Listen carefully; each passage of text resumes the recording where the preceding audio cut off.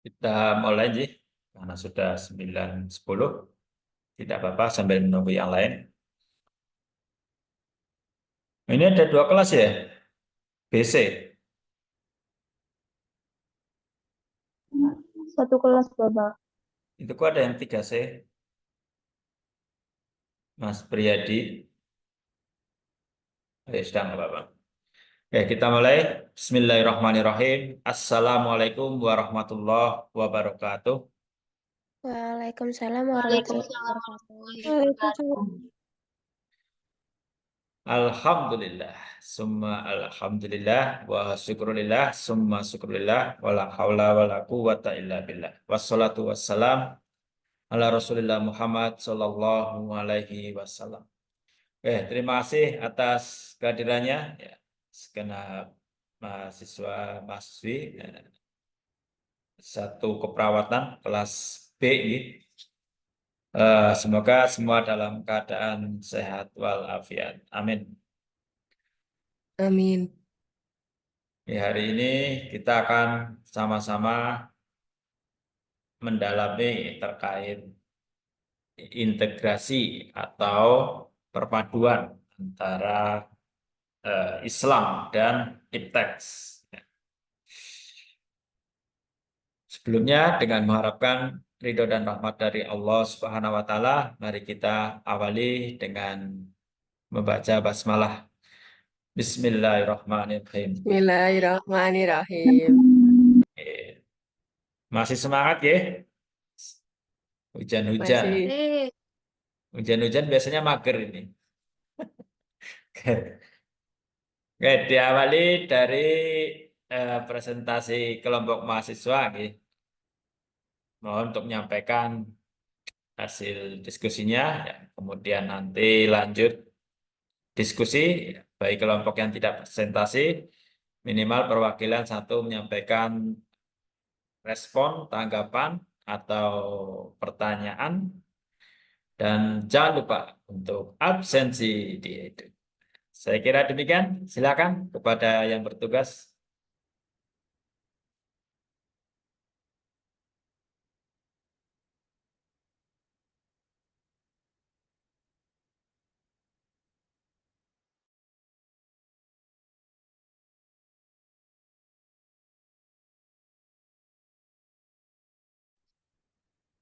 Baik, Assalamualaikum warahmatullahi wabarakatuh. Selamat pagi, Bapak Adi Hamid Fuadi, selaku dosen mata kuliah Islam dan Iptek, dan teman-teman lainnya yang berbahagia. Pertama-tama, marilah kita panjatkan puji syukur kehadirat Allah Subhanahu wa Ta'ala karena telah memberikan rahmat sehingga kita dapat berkumpul di Zoom ini. Perkenalkan, nama saya Ibnu Aziz sebagai moderator perwakilan kelompok 6. Di sini kami akan mempresentasikan hasil diskusi tentang materi Iptek dan Kemuhamadiyahan Integrasi Islam dan Ilmu Pengetahuan. Sebelum kita mulai, saya akan membaca rangkaian acara yang akan kita lewati pada diskusi ini, antara lain pembukaan, penyajian materi, sesi tanya jawab, penutup, dan masukan dari Bapak dosen. Baik teman-teman, sebelum kita mulai, kami minta waktunya kurang lebih 15 menit untuk memaparkan materi. Apakah teman-teman bersedia? Bersedia. Langsung saja kita mulai ke sesi yang pertama, adalah pembukaan. Sebelum itu, marilah kita mengucapkan basmalah bersama-sama. Bismillahirrahmanirrahim. Selanjutnya, perkenalkan anggota kelompok kami. Yang pertama, Ibnu Aziz, ada Ihsan Prasetyo, Intan Nur Mahdiana, Nabila Ainun Nursea, dan Nabila Nada Maisa. Dan selanjutnya adalah penyampaian materi. Saya persilakan untuk membacakan materi yang pertama.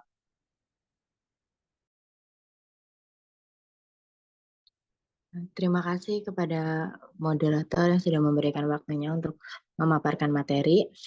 Untuk presentasi pada hari ini, berdasarkan hasil diskusi, kami akan memaparkan tentang poin-poin hakikat ayat-ayat Allah, ayat-ayat yang berhubungan dengan sains dan teknologi, serta interkoneksi kompleksitas dalam memahami ayat-ayat dengan perkembangan saintek.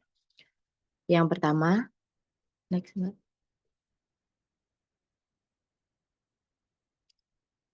Selanjutnya, latar belakang. Yang melatar belakangi diskusi pada hari ini adalah pemikiran tentang integrasi atau islamisasi ilmu pengetahuan dewasa ini yang dilakukan oleh kalangan intelektual muslim, tidak lepas dari kesadaran yang beragama secara totalitas di tengah ramainya dunia global yang syarat dengan kemajuan ilmu pengetahuan dan teknologi. Oleh dengan sebuah konsep bahwa umat muslim akan maju dapat menyusul orang-orang barat apabila mampu mentransformasikan dan menyerap secara aktual terhadap ilmu pengetahuan dalam rangka memahami wahyu atau mampu memahami wahyu dalam mengembangkan ilmu pengetahuan. Jadi proses Islam ilmu pengetahuan tidak lain adalah proses pengembalian atau pemurnian ilmu pengetahuan yang ada kepada konsep yang hakiki, yaitu tauhid. Kesatuan makna, kebenaran, dan kesatuan sumber. Di pandangan dari sisi aksiologis atau tujuan, ilmu dan teknologi harus memberikan manfaat yang sebesar-besarnya bagi kehidupan manusia. Lanjut.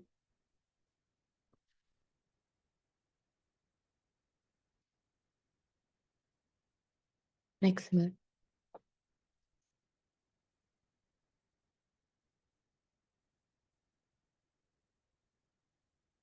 Hakikat ayat-ayat Allah. Masyarakat di zaman sekarang memahami Al-Quran sama sekali berbeda dengan tujuan yang sebenarnya dari diturunkannya Al-Quran.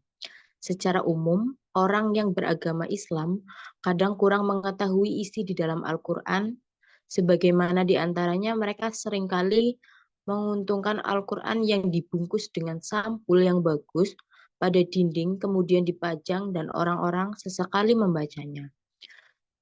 Di dalam ayat-ayat Al-Quran menyatakan bahwa tujuan diwahyukan Al-Quran pada Nabi Muhammad SAW adalah untuk mengajarkan hal yang baik serta menyempurnakan ajaran Allah Subhanahu wa Ta'ala.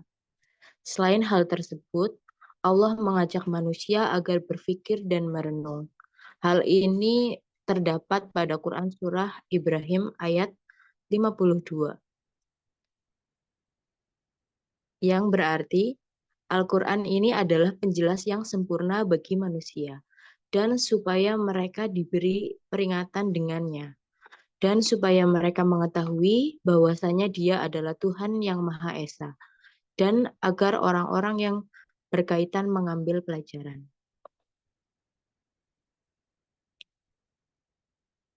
Selanjutnya.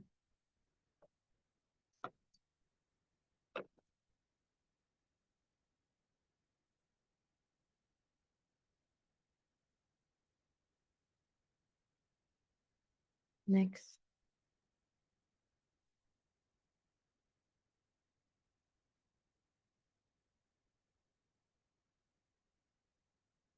Selanjutnya, Mbak.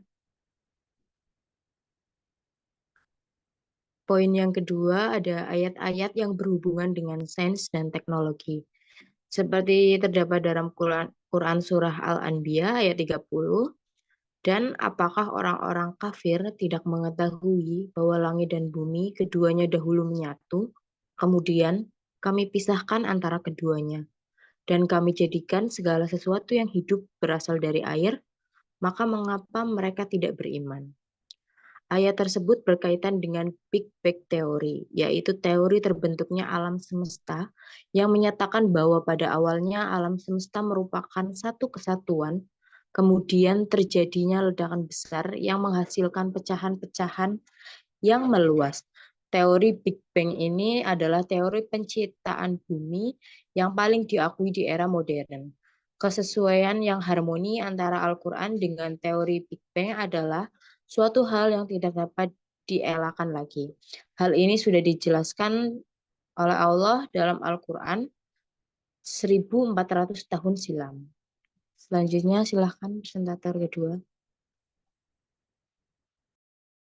Selanjutnya, poin ketiga yaitu interkoneksitas dalam memahami ayat-ayat dengan perkembangan saintek. Interkoneksi adalah suatu paradigma yang menemukan ilmu agama Islam dengan ilmu-ilmu umum, dengan filsafat, agama, nas, ilmu atau alam dan sosial, dan falsafah etika. Sejatinya mempunyai nilai-nilai yang dapat dipertemukan.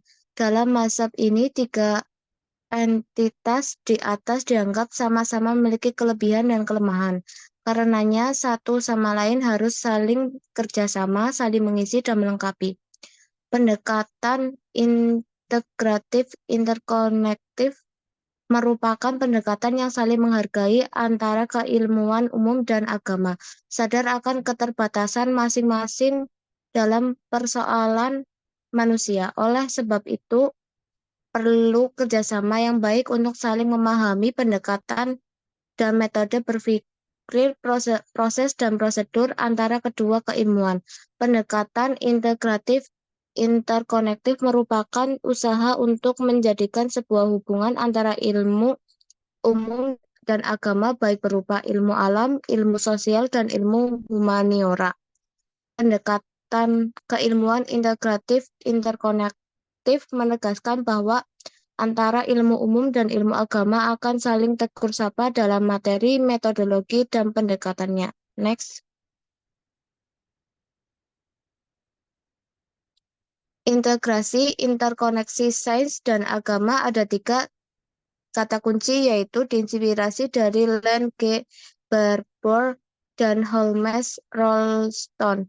Dalam integrasi interkoneksi sains dan agama, yaitu satu, semi permeable, saling menembus. Hubungan antara ilmu atau sains dengan agama tidaklah dibatasi dengan tembok atau dinding tebal yang tidak memungkinkan untuk berkomunikasi, tersekat atau terpisah sedemikian ketat, melainkan saling menembus.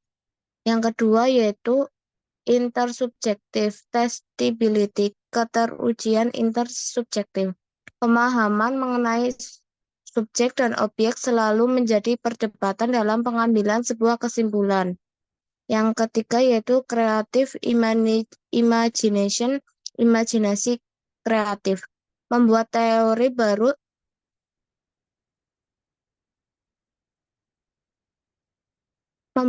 baru tidaklah mudah karena dibutuhkan perjuangan yang sungguh-sungguh dan keberanian yang kuat dalam menggabungkan berbagai gagasan ide yang telah ada sebelumnya.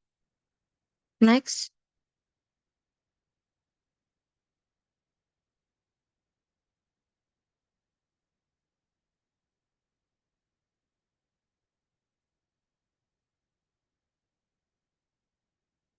Kesimpulan. Next, Mbak. Kesimpulan dari materi mengenai hakikat ayat-ayat Allah adalah bahwa dalam Islam, ilmu pengetahuan tidak hanya merupakan pemikiran abstrak, tetapi menjadi bagian dasar dari pandangan hidup. Ilmu dalam Islam dipandang sebagai sarana untuk memahami tanda-tanda kekuasaan Tuhan dalam membangun peradaban melalui pengetahuan yang komprehensif. Dalam Al-Quran, ayat-ayat mengajak manusia untuk berpikir, merenung, dan memahami alam semesta sebagai manifestasi dari kebesaran Allah. Al-Quran bukan sekedar teks untuk dibaca atau dipajang, tetapi sebagai petunjuk hidup yang mengarahkan manusia untuk merenungi dan mengamati alam sekitar agar semakin memahami kebesaran dan kesempurnaan Tuhan. Selanjutnya akan di moderator. Ya, terima kasih untuk pemateri. Selanjutnya adalah sesi tanya jawab. Bagi teman-teman yang ingin bertanya, bisa kirim di kolom chat. Dan untuk dibuat 2 sesi. Masing-masing sesi 3 pertanyaan dipersilakan.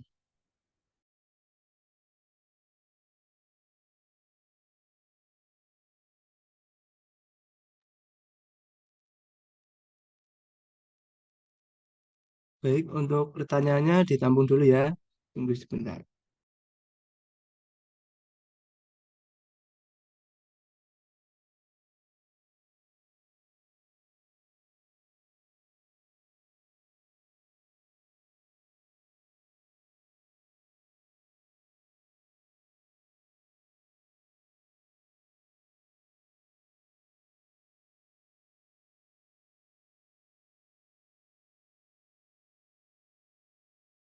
Izin menjawab dari Mbak Maura Ros Valentina.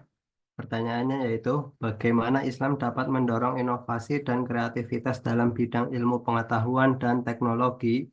Jawabannya yaitu, Islam memiliki potensi besar untuk mendorong inovasi dan kreativitas dalam bidang ilmu pengetahuan dan teknologi dengan cara yang pertama, menekankan pentingnya pencarian ilmu. Islam mewajibkan umatnya untuk mencari ilmu pengetahuan. Hadis Nabi Muhammad SAW menyatakan mencari ilmu itu wajib bagi setiap muslim. Yang kedua, menghargai kebebasan berpikir dan penelitian. Islam tidak membatasi pemikiran dan penelitian selama tidak bertentangan dengan ajaran Islam. Yang ketiga, menekankan kemanfaatan ilmu. Islam mengajarkan bahwa ilmu pengetahuan harus bermanfaat bagi manusia dan alam. Yang keempat, mengintegrasikan nilai-nilai moral dan spiritual. Islam mengajarkan bahwa ilmu pengetahuan harus diiringi dengan akhlak mulia dan moral yang baik. Bagaimana untuk Mbak Maura? Sudah, terima kasih. Oke.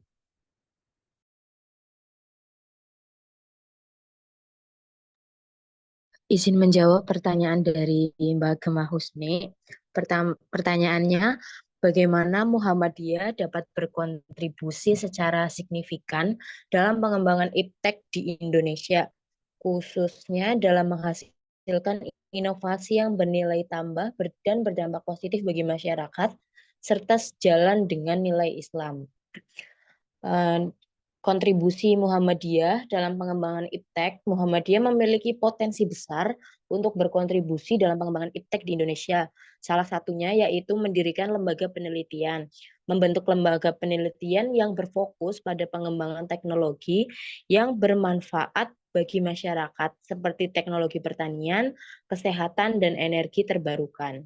Kemudian ada bekerjasama dengan perguruan tinggi, merupakan salah satu bentuk pengembangan iptek. Dengan Muhammadiyah membangun kerjasama dengan perguruan tinggi untuk melakukan riset bersama dan menghasilkan inovasi-inovasi baru. Kemudian Muhammadiyah juga berperan dengan memberikan beasiswa kepada mahasiswa yang berprestasi di bidang sains dan teknologi agar dapat melanjutkan studi ke jenjang yang lebih tinggi. Kemudian memfasilitasi inkubator bisnis, yaitu membangun inkubator bisnis untuk membantu para pengusaha muda yang memiliki ide-ide inovatif untuk berkontribusi dalam pengembangan iptek di Indonesia. Kemudian dengan menyelenggarakan kegiatan ilmiah, Muhammadiyah juga mengadakan seminar, lokakarya, dan konferensi ilmiah untuk berbagai pengetahuan dan perluasan jaringan dengan perkembangan ilmu pengetahuan dan teknologi di Indonesia. Begitu bagaimana Pak sudah membantu? Cukup. Oke, sama-sama.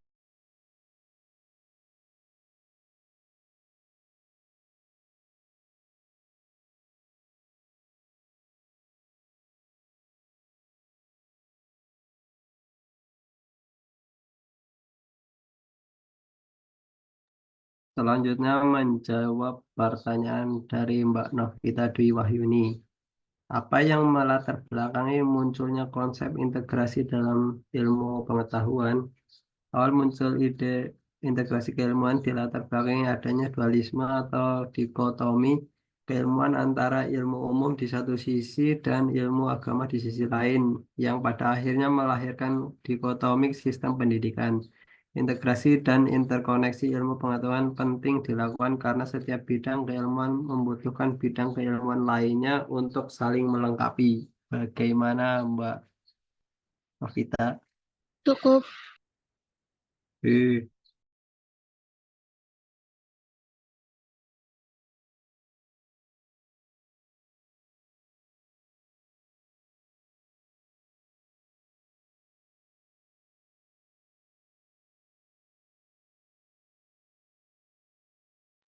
Izin menjawab pertanyaan dari Mbak Nevita Anggraini.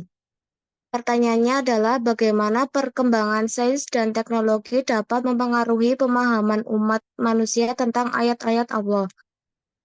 Jawabannya adalah perkembangan sains dan teknologi dapat mempengaruhi pemahaman umat manusia tentang ayat-ayat Allah dengan cara memberikan bukti empiris yang mendukung ajaran-ajaran dalam ayat tersebut. Sains dan teknologi dapat berfungsi sebagai alat untuk memahami dan menerjemahkan ayat-ayat tersebut.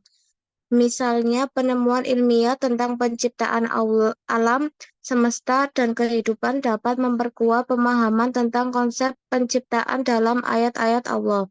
Selain itu, teknologi juga dapat membantu dalam memahami dan menerjemahkan ayat-ayat tersebut dengan lebih baik. Dengan demikian, perkembangan sains dan teknologi dapat mempengaruhi pemahaman umat manusia tentang ayat-ayat Allah dengan cara memberikan bukti empiris yang mendukung ajaran-ajaran dalam ayat tersebut. Bagaimana dengan Mbak Nevita? Apakah sudah jelas? Sudah, terima kasih. Sama-sama.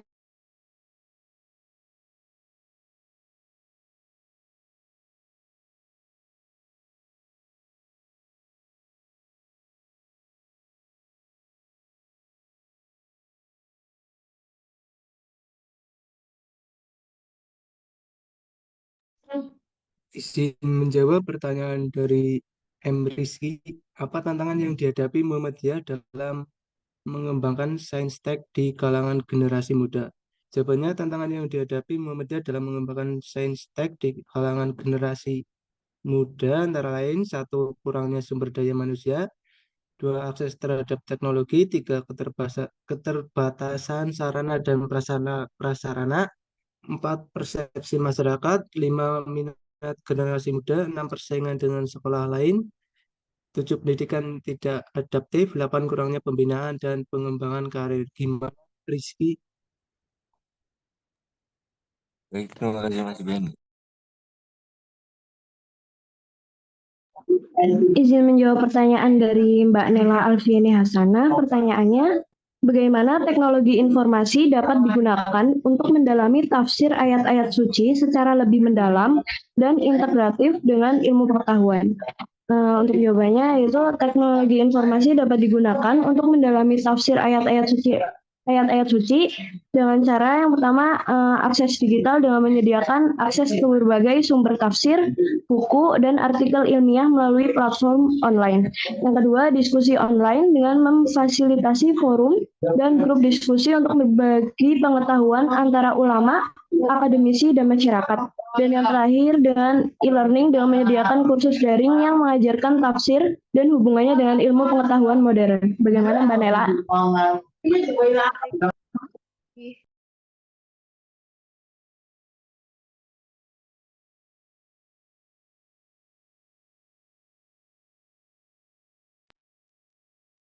Lanjut, izin menjawab pertanyaan dari Mbak Nabila Istiqomah. Pertanyaannya, bagaimana metode ilmiah dapat digunakan untuk memahami konsep-konsep dalam agama Islam?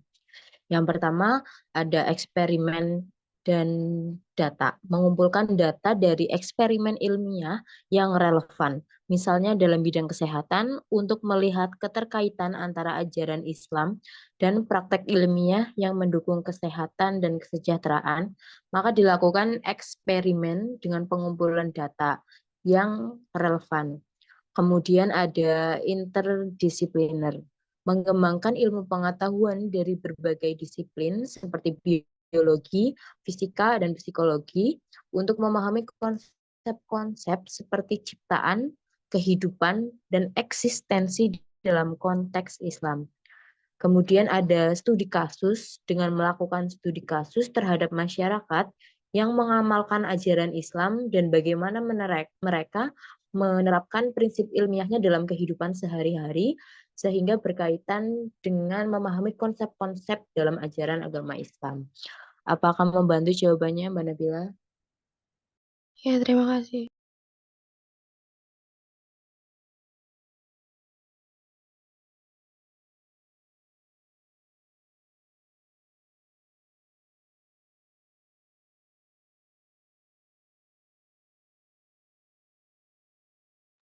Selanjutnya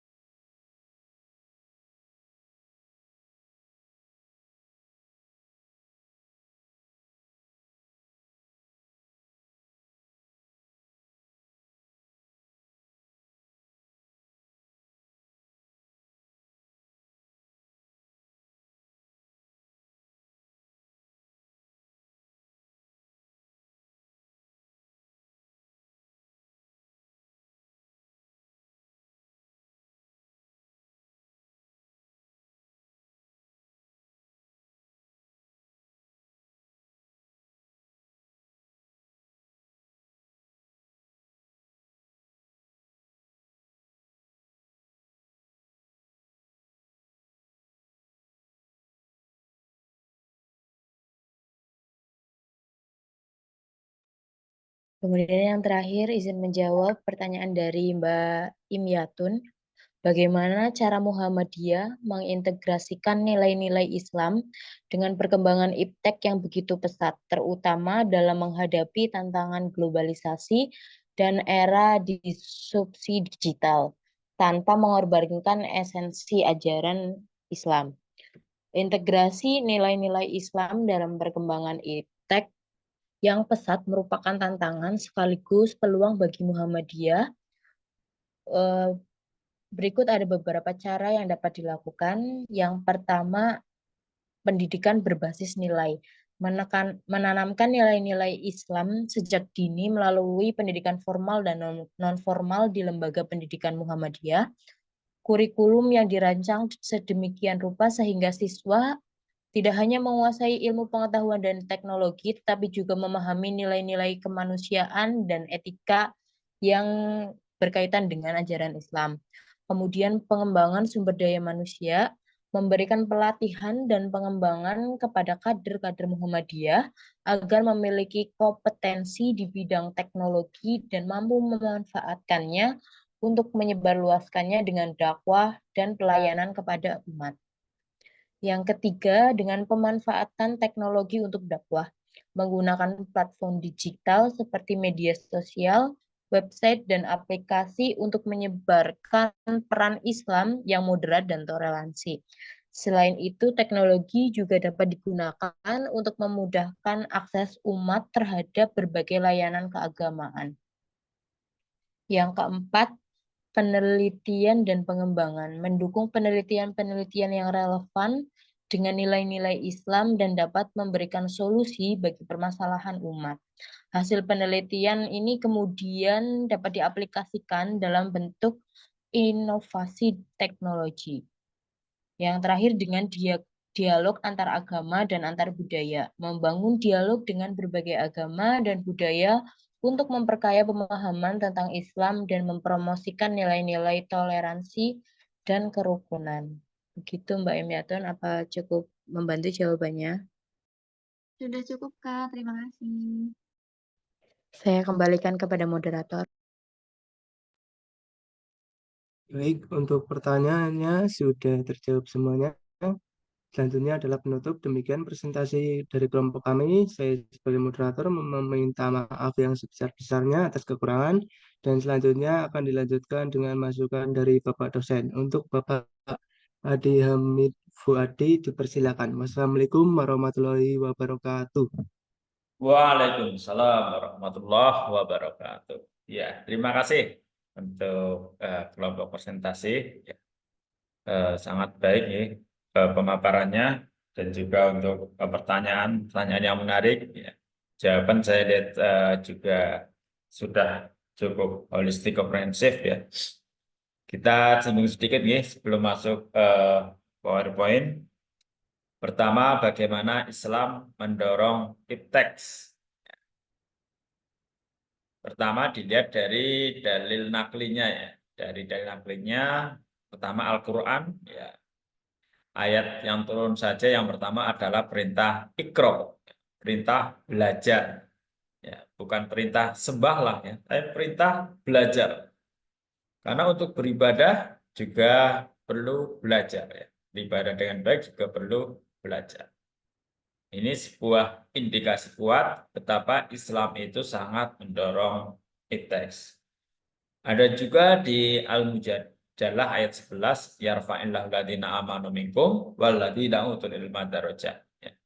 Allah akan mengangkat derajat orang Islam dan orang yang berilmu. Artinya orang Islam yang memiliki ilmu yang akan diangkat derajatnya oleh Allah. Fid dunya wal akhirat. Di dunia dan jadi berislam saja tidak cukup. Hanya dengan berislam derajat kita tidak akan diangkat oleh Allah. Tapi harus dilengkapi dengan ilmu. Yarfa'illahu alladziina aamanu minkum walladziina utul ilma darajat. Al-Mujadalah ayat 11. Kemudian dalam hadis ya malah sampai pada wajib ya. Utlubu'il faridah ala kulli muslimin wa muslimah. Ya. Menuntut ilmu itu wajib bagi setiap muslim dan muslimah. Pertama, kalau sudah dihukumi wajib, kalau meninggalkan berarti berdosa besar. Ya. Meninggalkan menuntut ilmu itu berdosa besar. Dan yang kedua, jika itu wajib, maka sesungguhnya itu baik bagi dirimu. Ya. Ya tentu menuntut ilmu bisa secara formal maupun secara non formal. Tapi inilah bagaimana cara Islam mendorong ilmu pengetahuan ya, umatnya untuk menguasainya. Yang kedua, apa kontribusi Muhammadiyah dalam IPTEX? Tadi sudah disampaikan secara rinci, terutama yang paling konkret ya dan paling berdampak besar adalah berdirinya amal usaha Muhammadiyah bidang pendidikan sejak 1 abad yang lalu. Bahkan Ahmad Dahlan sudah mendirikan sekolah sebelum Muhammadiyah berdiri. Artinya sudah lebih dari 108 tahun Muhammadiyah berkontribusi dalam kemajuan IPTEX melalui pendidikan. Bahkan dari tingkat PAUD sampai tingkat perguruan tinggi. Kemudian yang ketiga, kalau ada pertanyaan bisa sampaikan lewat kolom chat ya, atau raise hand. Yang ketiga, munculnya ide integrasi Islam dan ISTEK dalam pendidikan. Kalau kita bicara di Indonesia, dulu sebelum era Ahmad Dahlan, ada dikotomi pendidikan. Saat itu ada 2 model sekolah. Yang satu sekolah umum oleh Belanda yang hanya mengajarkan ilmu pengetahuan. Yang satu lagi sekolah agama, pesantren, sekolah pribumi yang hanya mengajarkan pendidikan agama. Nah, disinilah kemudian Ahmad Dahlan punya ide bagaimana agar anak-anak jangan hanya belajar umum dan juga jangan hanya belajar agama, tapi belajar keduanya. Ya, seperti yang sedang kita lakukan saat ini. Di Unimuko ya kita sedang belajar ilmu pengetahuan umum dan juga belajar agama. Jadi sekitar 110 tahun yang lalu belum ada lembaga pendidikan yang memadukan kurikulum pendidikan agama dan pendidikan. Itu diinisiasi oleh Ahmad Dahlan. Dan sekarang kita lihat bukan hanya diadopsi oleh sekolah-sekolah swasta atau sekolah-sekolah Islam, bahkan sekolah negeri juga memperkuat mata kuliah keagamaan, terutama di ekstra, karena mereka paham ya, ilmu saja itu tidak cukup, perlu pendidikan agama, pendidikan moral, etika, dan justru itu sangat elementer mengantarkan mereka kepada keberhasilan. Ya bahasa sekarang ya pendidikan karakter itu. Hanya pendidikan agama, hanya tidak memunculkan ayat-ayat. Kemudian bagaimana pengaruh perkembangan IPTEX dalam memahami ayat-ayat Allah? Tentunya dengan semakin majunya teknologi, kita akan semakin mudah memahami ayat-ayat Allah. Ayat-ayat Allah yang qauliyah, Al-Quran itu akan semakin terbukti dengan pemahaman terhadap ayat-ayat kauniyah, ayat-ayat yang ada di alam semesta. Dari waktu ke waktu semakin banyak penemuan ilmiah yang menguatkan kebenaran yang ada dalam Al-Quran. Yang sebelumnya tidak diyakini, tapi kemudian karena diperkuat oleh penemuan ilmiah, maka itu menjadi pengaruh ya terhadap pemahaman Islam yang semakin modern. Kemudian 5, ya bagus nih pertanyaan, tantangan Muhammadiyah dalam saintek untuk alam muda. Terutama yang terberat adalah penguasaannya ya. Kita lihat sekarang, kita persempit misalnya bicara medsos atau game, kita bisa lihat ada berapa banyak konten-konten yang berisi pendidikan agama atau konten-konten yang positif atau yang hanya sekedar hura-hura atau bahkan tidak bermanfaat sama sekali. Kalaupun ada, kecenderungannya lebih banyak mana yang digemari, ya. Yang hanya sekedar hura-hura atau yang sifatnya ilmiah, keagamaan. Ini juga menjadi tantangan.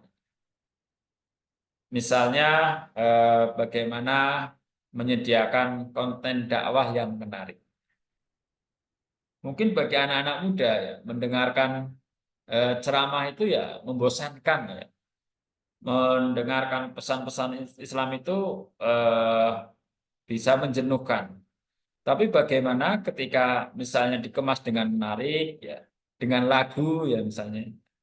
Ya, Muhammadiyah menghalalkan musik ya. Dengan lagu misalnya itu kan anak-anak muda lebih tertarik mendengar bagaimana lagu-lagunya siapa Opik, ya, Wali, lagu-lagu religi ya, yang enak, ya. Nisa Sabya dan lain sebagainya. Itu kita lihat justru lebih efektif untuk merangkul anak-anak muda ya daripada yang sifatnya ceramah keagamaan yang monoton seperti yang saya sampaikan. Ini kan dalam kuliah ya harus disampaikan secara ilmiah. Nanti kalau dengan lagu repot ya. Nggak semua dosen bisa nyanyi ya. Kemudian yang keenam, teknologi informasi dapat digunakan memahami tafsir Al-Quran. Ya, teknologi informasi ya. Seharusnya lebih mempermudah karena kita bisa lebih melacak hal-hal yang selama ini belum kita dapat. Kalau kita sering buka web yang terkait tafsir yang sebelumnya kita tidak temukan, kita bisa temukan di Google gitu ya.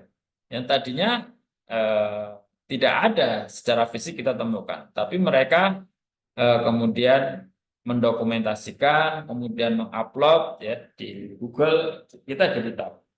Ini sebenarnya bukan hanya mempermudah, tapi juga mempercepat kita memahami tafsir Al-Quran. Bahkan dalam HP kita, Android kita bisa membawa 10 kitab tafsir Al-Quran dalam bentuk digital. Kalau dalam bentuk fisik nggak mungkin kita bawa kemana-mana 10 kitab tafsir Al-Quran. Yang misalnya satu kitab aja bisa berisi 30 buku atau 30 juz. Kalau kita bawa 10 berarti kan 300 buku yang kita bawa. Itu hanya cukup di Android. Itu artinya bukan hanya mempermudah, tapi juga mempercepat dan memperkaya wawasan kita. Seperti sekarang kita tidak perlu untuk belajar kitab-kitab yang ada di perpustakaan Kairo, Mesir, kita harus ke sana, atau di Harvard University di Amerika, kita harus ke sana. Tidak perlu, cukup kita menjadi anggota ya, tentu ada berbayar, kita bisa mengakses dan banyak sekali situs keilmuan tafsir Al-Quran yang free. Kemudian yang ketujuh, bagaimana metode ilmiah dapat digunakan untuk memahami ajaran Islam. Ya, selama metode tersebut lebih banyak mendatangkan maslahat, tentu itu bisa digunakan ya untuk memahami ajaran Islam dalam praktek-praktek seperti dalam medis ya, untuk mencari dunia perkembangan di medis yang terkini. Ya, cuman yang jadi persoalan kita dalam teknologi kesehatan ini terinfo kita itu tertinggal 20 tahun daripada negara-negara yang sudah maju. Ya, seperti IRM, elektronik rekam medis, mereka sudah 20 tahun yang lalu menggunakan. Sementara kita baru akhir-akhir ini diwajibkan.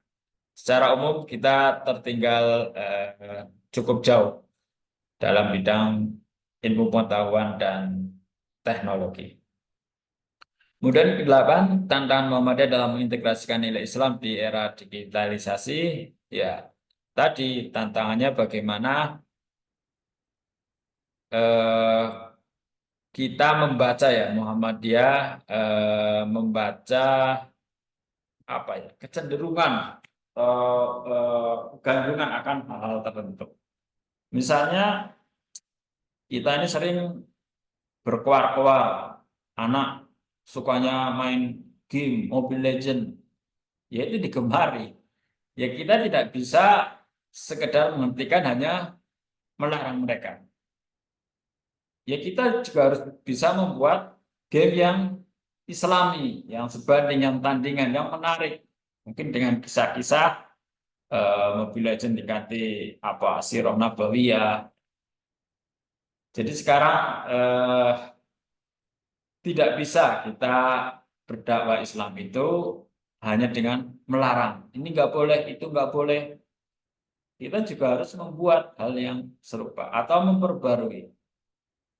Ada contoh yang sederhana di Jawa Timur, di Muhammadiyah Jawa Timur, di suatu desa ada sebuah tradisi apa itu namanya, sedekah laut atau apa itu ya, yang kemudian dilarungkan ke laut. Yang ya tentu pemahaman awal kita bahwa itu adalah suatu kemusyrikan, karena itu makanan yang kita sedekahkan ke laut itu, sedekah laut itu kita anggap untuk dewa atau apalah yang kemudian akan membawa kebaikan bagi kita.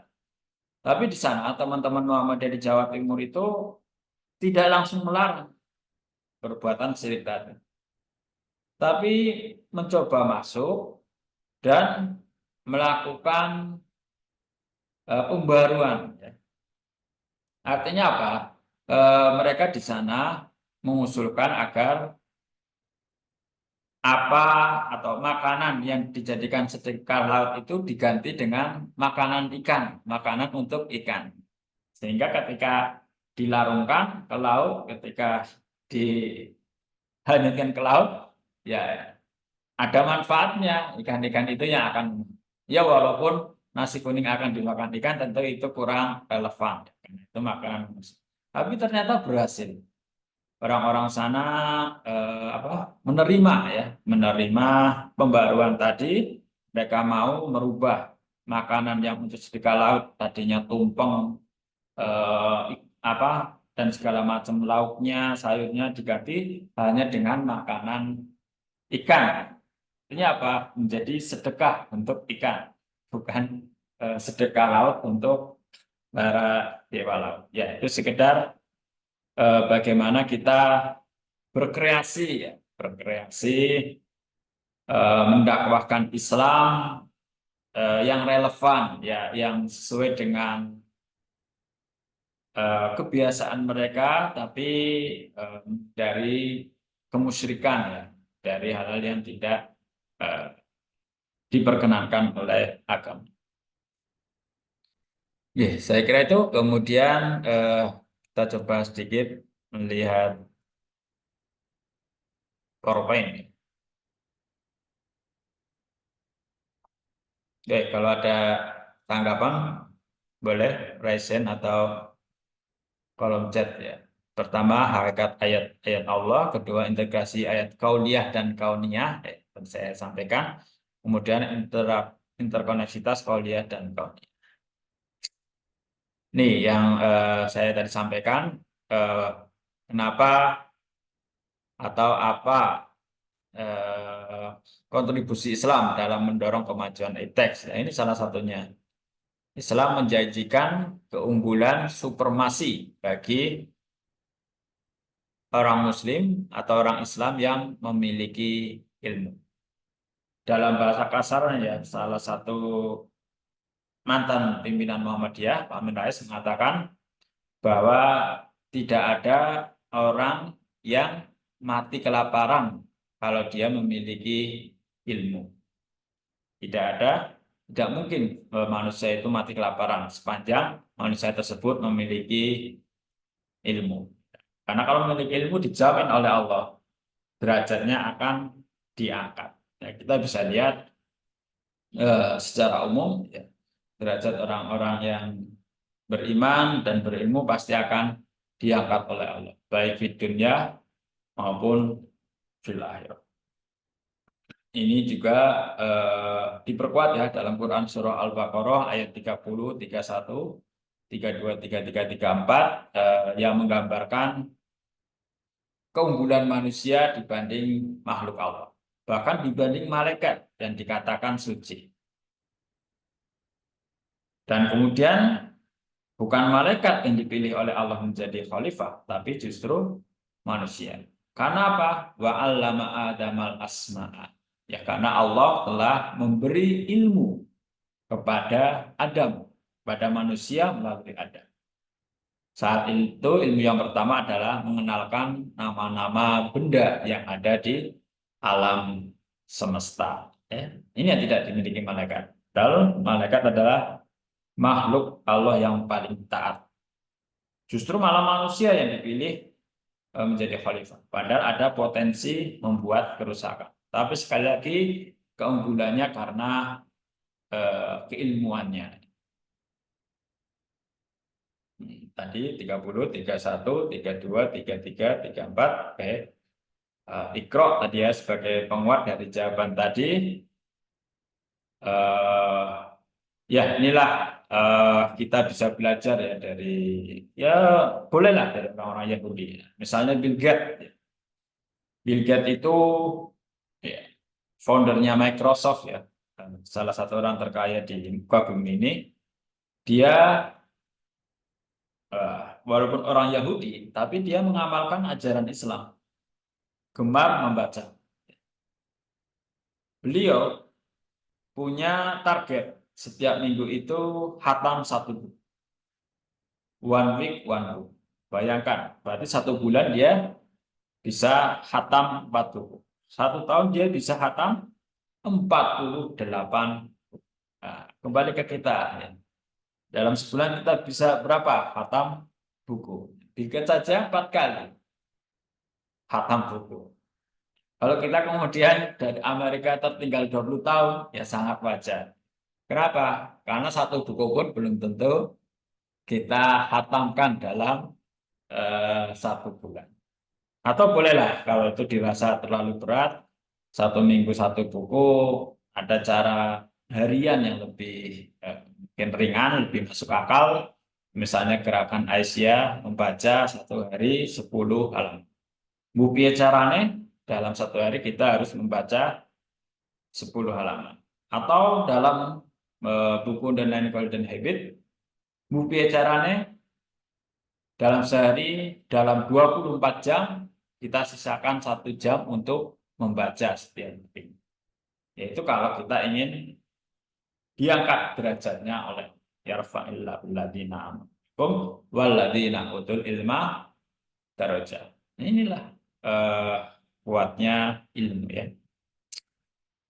Hakikat ayat Allah pertama adalah sebagai petunjuk. Sebenarnya bukan hanya hudalil muttaqin, tapi juga hudalin nas, sebagai petunjuk bagi manusia. Juga adanya kesatuan antara ayat-ayat kauniyah, ayat-ayat Quran ya, dengan ayat-ayat kauniyah, ayat-ayat alam semesta, kejadian alam semesta. Yang ketiga, menumbuhkan etos ibadah personal dan juga sosial. Ya, ayat-ayat Allah, ayat-ayat kauniyah bisa kita baca dalam Al-Quran, ayat-ayat kauniyah ya kita bisa baca dalam alam semesta. Betapa siapa yang menciptakan alam semesta ini? Apakah seperti teori apa Big Bang, bahwa alam semesta ini terjadi karena proses yang alami, atau memang ada yang menciptakan sesuatu itu, pasti ada yang menciptakan atau hadir sendiri. Ya ini masih menjadi perdebatan di kalangan non-Muslim. Tapi kita atau mereka yang muslim tentu mempercayai bahwa segala sesuatu itu pasti ada penciptanya. Ada makhluk ya pasti ada khalik. Allah SWT menuangkan sebagian kecil dari ilmunya kepada umat manusia dengan dua jalan. Pertama dengan at-thariqah ar-rasmiyah, yaitu jalur wahyu lewat Al-Quran dan juga Al-Hadis lewat. Kedua at-thariqah ghairu rasmiyah, melalui jalur non wahyu, yaitu ayat-ayat kaumiyah.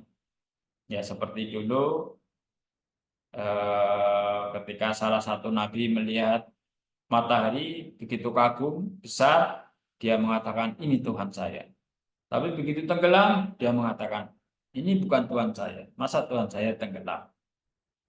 Begitu juga ketika melihat indahnya bintang bulan, mengatakan, inilah Tuhan saya yang menerangi malam. Begitu hilang di pagi dan siang hari, ya ini bukan Tuhan saya. Itu semua baru ciptaan. Di mana Tuhan saya? Itu ya. Kemudian integrasi dalam alam sekuritas dan rasionalitas. Ya, kita dalam beberapa hal ya, mungkin secara ilmiah masih menjadi perdebatan ya, seperti penciptaan manusia itu menjadi perdebatan. Apakah dari proses perubahan yang katanya dari kera kemudian menjadi manusia, atau memang Allah menciptakan secara langsung. Inilah bagaimana menjadikan Al-Quran itu sebagai landasan kuat. Karena apa? Terkadang kita terlalu rasional sehingga mengabaikan hal-hal yang spiritual. Hal-hal yang justru itu dari Allah, wahyu yang mutlak kebenarannya. Ya karena kita belum saja dapat mengungkap seluruh fenomena alam ini, terutama para ilmuwan muslim. Ya. Ini menjadi tantangan para ilmuwan muslim, termasuk kalian ini ya, para pelajar muslim di bidang kesehatan. Harus banyak melakukan riset, penelitian, bukan hanya sekedar membaca, untuk mengungkap kebenaran-kebenaran yang sudah tertuang dalam Al-Quran dengan ilmiah ya. Ya walaupun beberapa hal sudah banyak yang terungkap. Tentu akan semakin banyak yang terungkap dengan bergantinya zaman ya. Karena Islam likulli zaman walikuli makan. Islam hadir untuk setiap zaman dan setiap tempat. Oke, ya. Kita juga dikatakan sebagai ulil albab, yaitu alladzina yadhkurunallaha qiyaman wa qu'udan. Orang yang selalu ingat kepada Allah dalam keadaan berdiri, duduk, wa ala junubihim, ataupun dalam keadaan berbaring. Wa yatafakkaruna fi khalqis samawati. Dan mereka ulul albab itu selalu berpikir tentang penciptaan alam ini. Difikirkan segala makhluk yang ada di alam semesta ini. Seraya mereka berdoa, Rabbana ma khalaqta hadza batila. Tidak ada ciptaan Tuhan yang sia-sia, yang batil. Ya, subhana faqina. Maha suci Engkau Allah, dan jauhkanlah kami dari siksa api neraka. Kemudian integrasi ayat kauliyah dan qaumiyah. Al-Quran Al-Karim yang terdiri dari 6.236 ayat itu menguraikan berbagai persoalan kehidupan dan persoalan hidup dan kehidupan. Kemudian yang kedua, tidak kurang dari 750 ayat yang secara tegas menguraikan hal-hal yang di atas. Jumlah ini tidak termasuk ayat-ayat yang menyinggung secara tersirat. Ya, ini lebih ayat-ayat yang tersurat atau tekstual jelas. Allah menggunakan dua sandi besar dalam menunjukkan kekuasaannya. Kedua sandi tersebut adalah sandi kauliyah dan sandi kauni. Ya, kauliyah dalam Al-Quran yang bahkan ini dipercaya oleh orang-orang Yahudi. Ini pernah diceritakan oleh B.J. Habibie ketika berada di suatu camp bersama orang-orang Yahudi. Di malam pertama beliau tidur, beliau agak sesumbar. Nanti malam saya pasti yang pertama bangun karena saya terbiasa sholat tahajud. Dan mereka bukan Islam. Tapi begitu jam 3 malam bangun, keluar kamar, Pak Habibie kaget karena orang-orang Yahudi sudah bangun terlebih dahulu.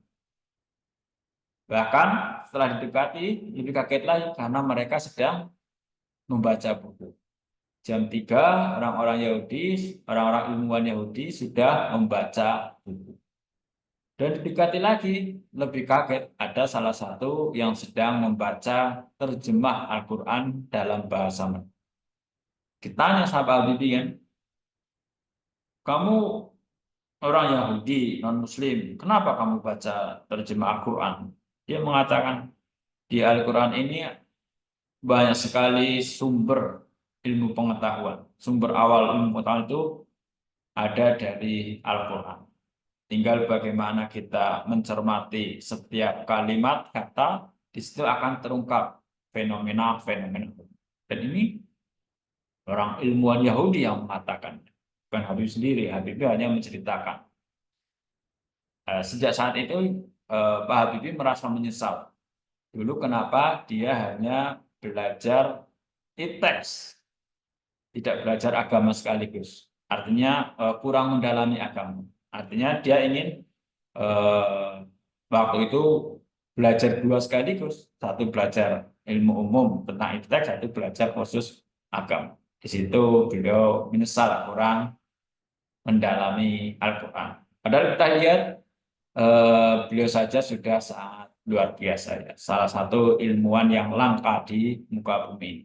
Dan di Indonesia belum ada pengganti yang sebrilian B.J. Habibie. Kemudian interkonektivitas dalam memahami ayat-ayat kauliyah dan kauni. Allah tidak hanya memberikan perintah untuk sekedar memahami ayat Al-Quran, tapi juga untuk melihat fenomena alam. Ya, adanya sholat gerhana, matahari, bulan, itu secara tidak langsung itu kita diperintahkan untuk memahami fenomena alam. Dalam pandangan seorang muslim, ayat kauliyah akan memberikan petunjuk isyarat bagi kebenaran ayat-ayat kauniyah. Ya.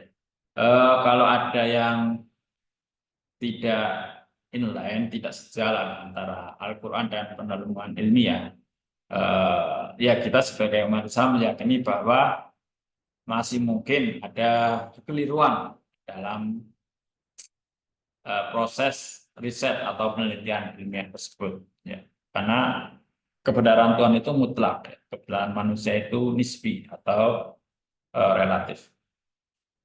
Ini misalnya ada dalam An-Nur ayat 3 mengisyaratkan terjadinya hujan. Ini kan sangat ilmiah.